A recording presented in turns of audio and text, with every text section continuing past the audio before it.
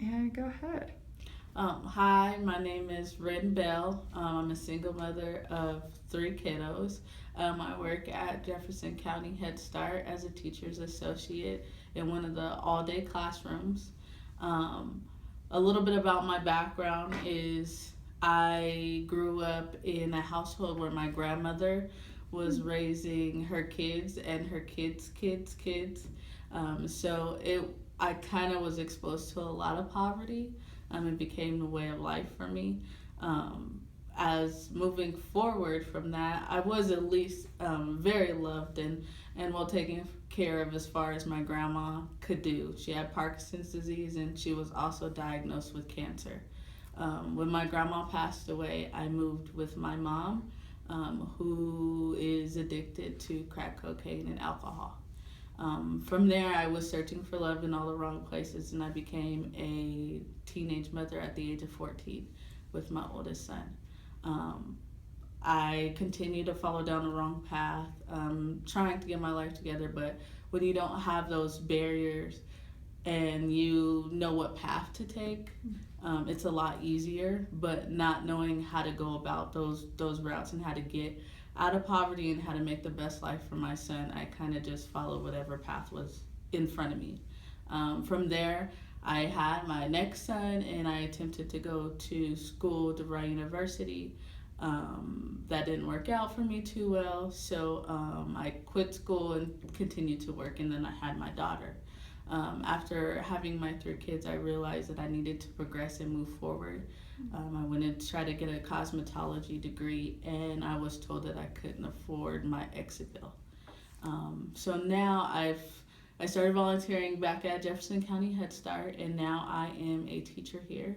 I am currently pursuing a bachelor's degree, which has taken me a very long time, but I'm still diligent about it.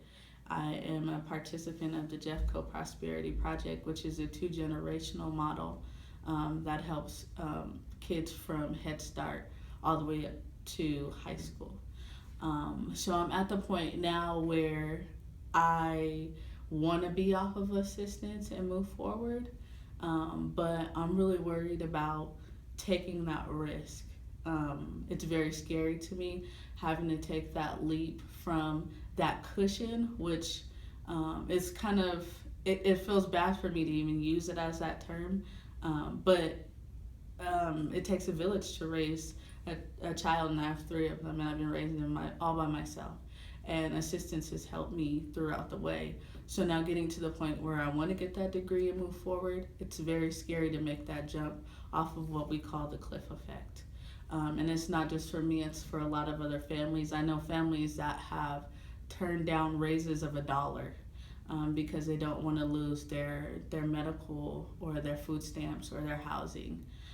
So my biggest worry is that moving forward, as I get this degree and I start making more money and those cushions start to slowly dwindle away, that I will not be in a better position. I will be in a worse position. And I don't necessarily know if it's just a mind frame and a fear of not moving forward, or if it's not being able to have the proper supports in place and the proper education as far as I'm concerned to move forward.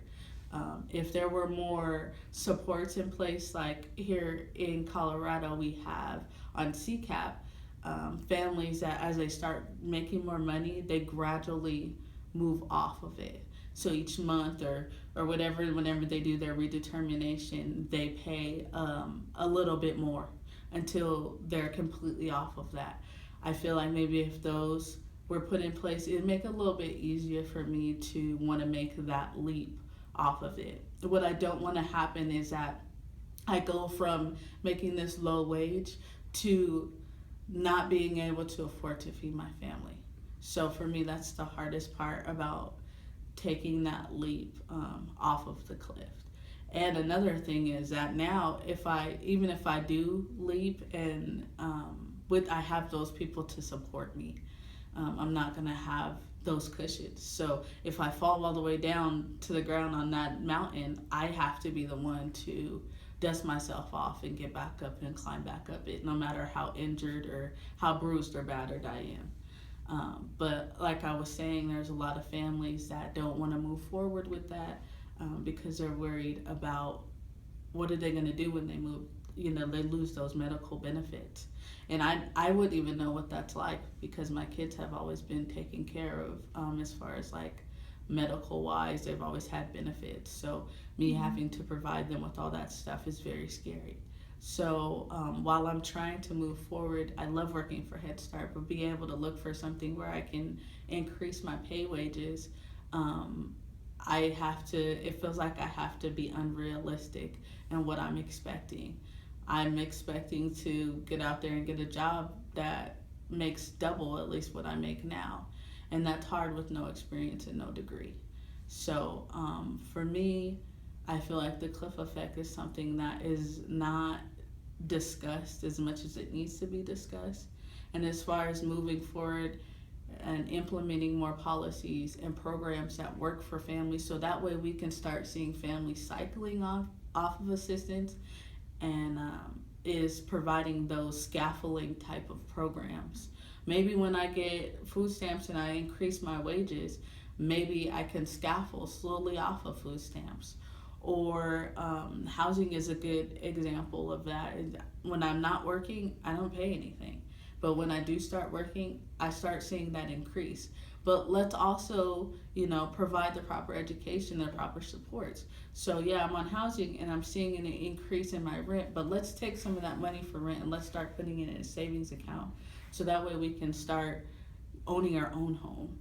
Or let's start combining our systems together. Maybe somebody like a system like housing can work with a system like Habitat for Humanity, where families can start moving into their own homes, and we can start creating a cycle so that it can just be assistance and not a comfort of living, because you get into a role of surviving, and moving forward, it's hard to get out of that role of surviving and start moving into living when that's all you've been doing. It feels like just life to you.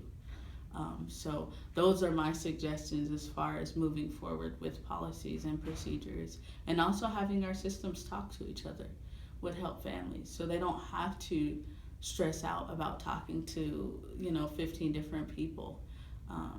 They can all talk to one system, and those systems can work together to build the supports in that family so that way they feel comfortable going forward, and it's not just a big push, a big leap right off of that cliff. So that's how I feel about the cliff effect, and I hope that it could impact somebody moving forward, and we can start seeing those changes, not just for myself, because I will be off of the cliff. I'm going to make that leap, whether today or 2 years from now. Once I get that bachelor's degree, it's going to happen for me. But I want to make sure that other families around the country also feel comfortable with taking that next step, and that we're providing what they need. And we can start moving forward and starting to see a good cycle happening for future generations. And also for my children, because I'm trying to break a lot of statistical curses or generational curses that have been placed before me. So thank you.